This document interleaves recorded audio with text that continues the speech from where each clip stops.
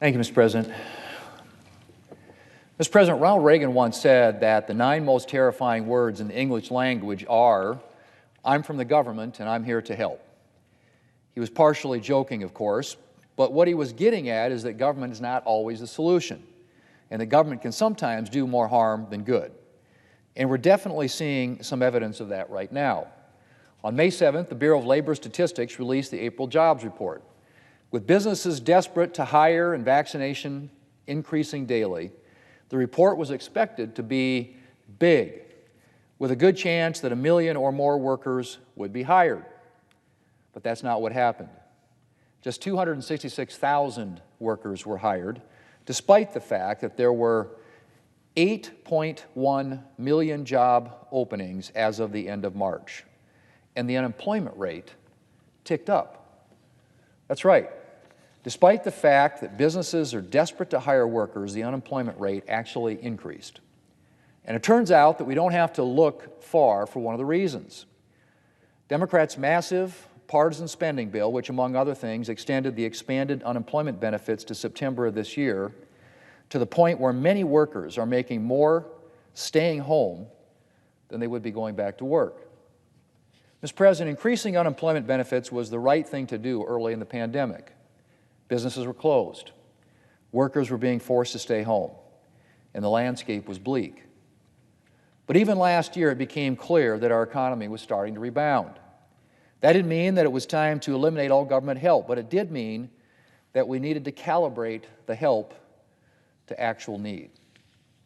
But Democrats consistently rejected that line of thinking, and despite the fact that we had passed our 5th bipartisan COVID relief bill in December, bringing the total amount of COVID funding the federal government had provided to $4 trillion.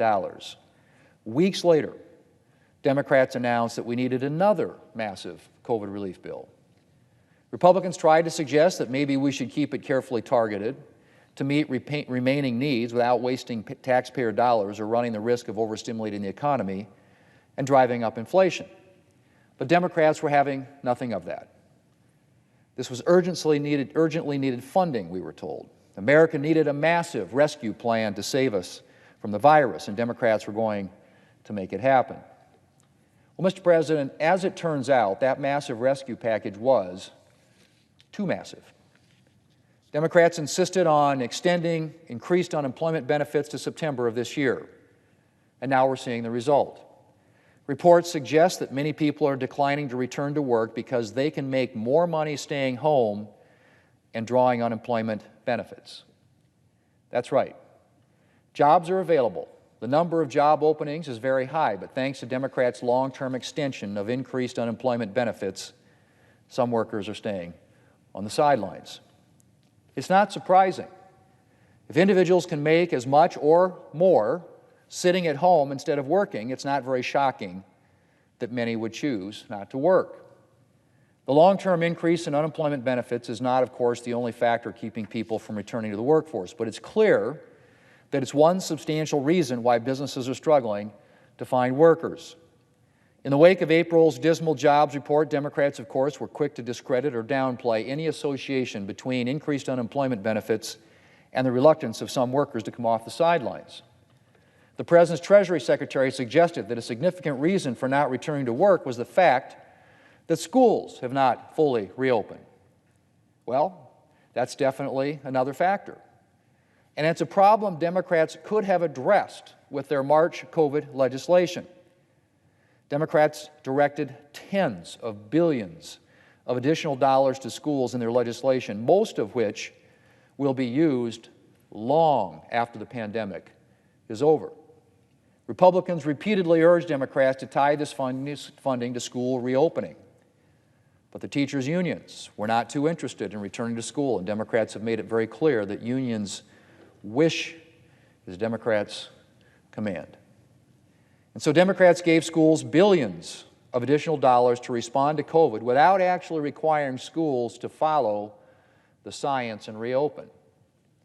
And so, yes, many parents are struggling with returning to work because their kids are still not fully back to in-person learning. And it's too bad that Democrats were more committed to satisfying the teachers' unions than getting kids back to the classroom.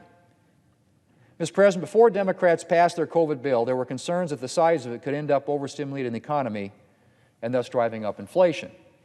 Even some liberal economists sounded the alarm over the size of Democrats' coronavirus legislation. But again, Democrats were not about to listen to any calls to reduce the size of their massive spending bill. And while the full results of Democrats' spending spree have yet to be seen, there are already signs that inflation may be becoming a problem. Consumers are seeing increases, in some cases steep increases, in the price of everything from groceries to used cars to trucks. Mr. President, there is no question that government had a significant role to play in responding to the COVID crisis. That's why a Republican-led Senate passed five COVID relief bills totaling $4 trillion, and why we supported everything from increased unemployment benefits to forgivable loans to help small businesses weather the virus. But as the crisis wanes, so should the role of government. American workers are no longer being forced to stay home while businesses close their doors.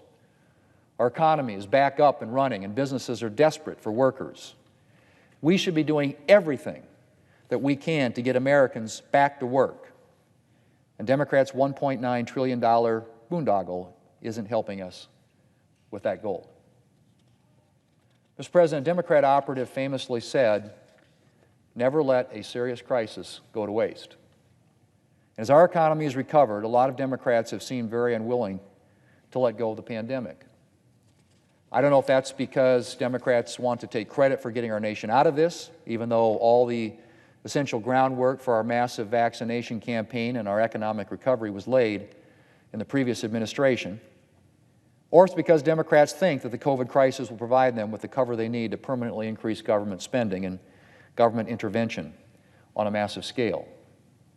But whatever their motivation, the fact is that Democrats need to realize that it's time, Mr. President, to get government out of the way of the recovery.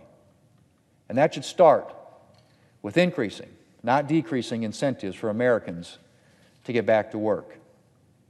As we're seeing right now, sometimes throwing government money at a situation can do more harm than good. Mr. President, I yield the floor.